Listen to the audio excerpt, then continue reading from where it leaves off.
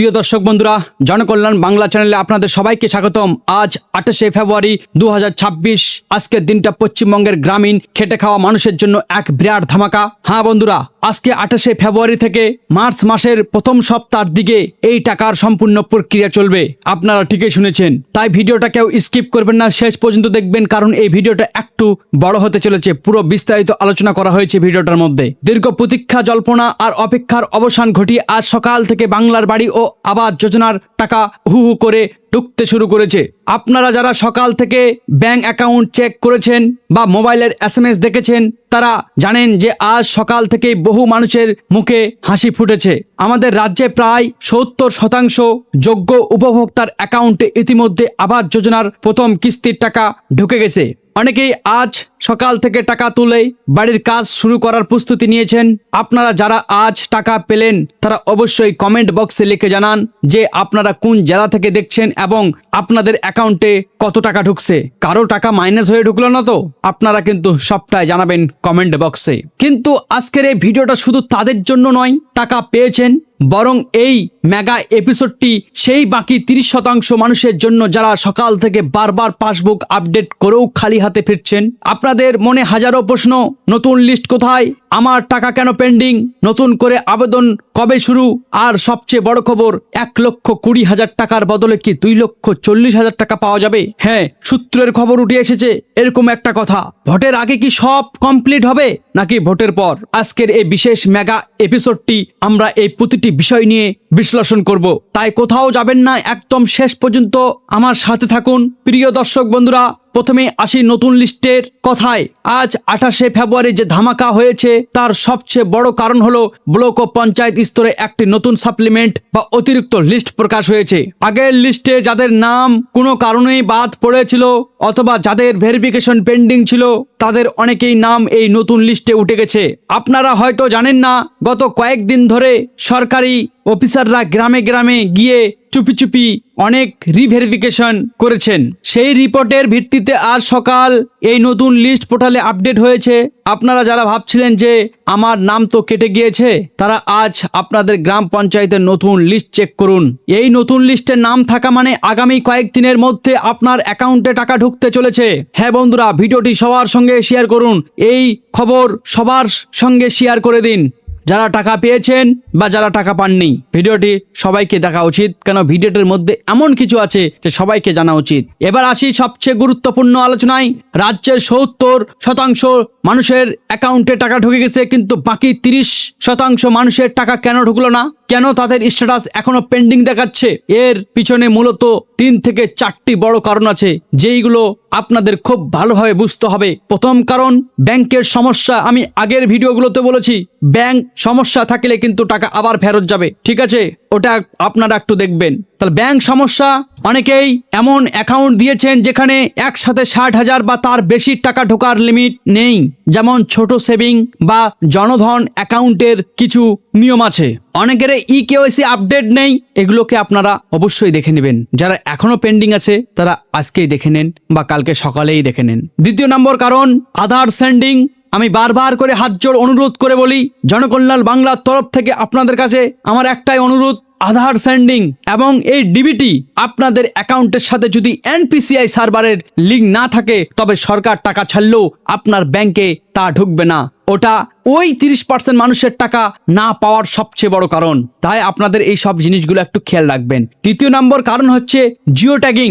অনেক জায়গায় নেটওয়ার্কের সমস্যা থাকে, ছবি তোলার গাফলেতি থাকে, তাই জিও ট্যাগিং খুব গুরুত্বপূর্ণ। আপনাদের বাড়ির ছবি তুলে অফিসাররা সার্ভারে আপলোড করছেন ঠিকই, কিন্তু সার্ভারে ডাউনের কারণে অনেকের ছবি রিজেক্ট হয়ে গেছে। এই সবগুলোর জন্যই জিও ট্যাগিং প্রবলেম হচ্ছে। আর জিও ট্যাগিং প্রবলেম মানে আপনার বাড়ি ভেরিফিকেশন হলো না, আর আপনার বাড়ি ভেরিফিকেশন না হওয়া মানে আপনি সেই বঞ্চিত হয়ে গেলেন 1,20,000 টাকা থেকে।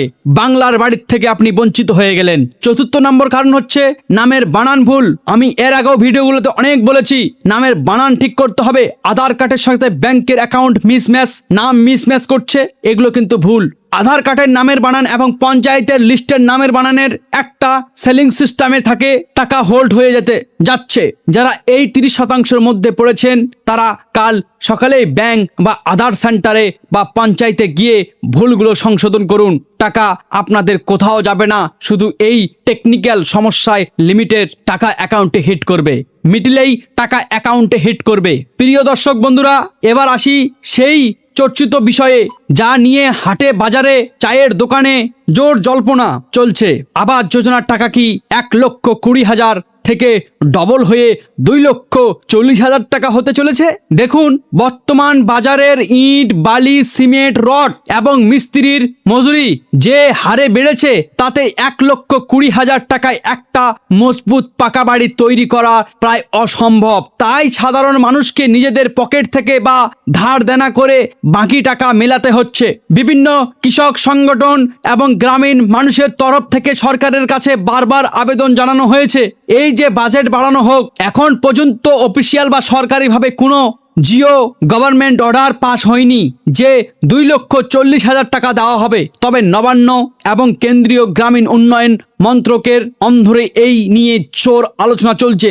যেহেতু সামনে নির্বাচন, তাই সাধারণ মানুষকে স্বস্তি দিতে খুব শীঘ্রই হয়তো অনুদানের পরিমাণ বাড়ানোর একটা বড় ঘোষণা আসতে পারে। তবে যতদিন না লিখিত নির্দেশ আসছে আমরা ধরে নিব বরাদ্দ 1,20,000 টাকায় আছে।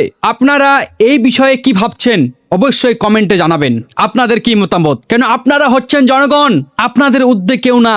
তাই আপনারা কি চান এই কমেন্ট বক্সে জানান। লক্ষ লক্ষ মানুষ এই ভিডিওটা শেয়ার করে এই ভিডিও যেন সরকারের কানে পৌঁছায়। 1,20,000 টাকায় কি এখন বাড়ি করা সম্ভব? কমেন্ট করে আপনাদের মতামত অবশ্যই জানাবেন। যাদের নাম কোনো লিস্টেই নেই, যাদের কাঁচা বাড়ি ভেঙে পড়েছে, তাদের জন্য সুখবর হলো খুব শীঘ্রই বাংলার বাড়ির জন্য ফ্রেশ অ্যাপ্লিকেশন বা নতুন করে আবেদন শুরু হতে চলেছে। কবে থেকে আবেদন শুরু হবে?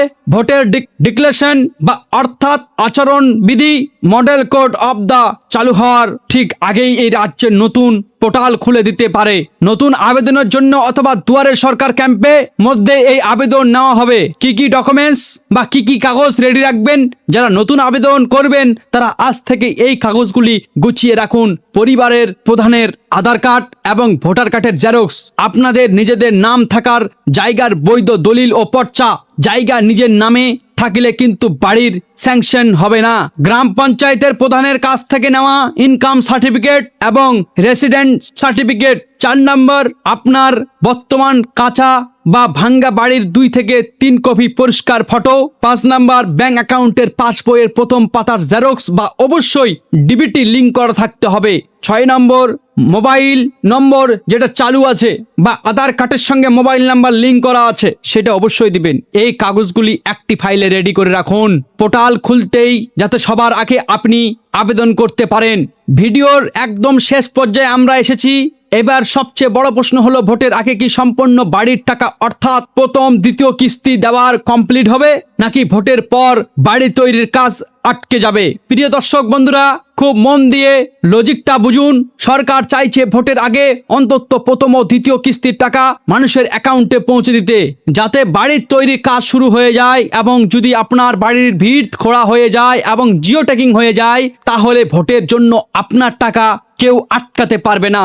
নির্বাচন কমিশনের নিয়ম অনুযায়ী যে প্রকল্পের কাজ বা টাকা দেওয়া ভোটের আগেই শুরু হয়ে যায় তা নির্বাচনের সময়ও চলতে থাকে। তবে নতুন করে যারা আবেদন করবেন তাদের ভেরিফিকেশন এবং স্যাংশন হওয়ার প্রক্রিয়াটি ভোটের পর অর্থাৎ নতুন সরকার গঠন পুনরায় পূর্ণাঙ্গ রূপ হবে। তাই যারা আজ টাকা পেলেন বা যাদের নাম লিস্টে আছে তারা ভোটের আগেই বাড়ির কাজ অনেকটা এগিয়ে ফেলতে পারেন। কিন্তু নতুন আবেদনকারী হয়তো কয়েক মাস অপেক্ষা করতে হবে।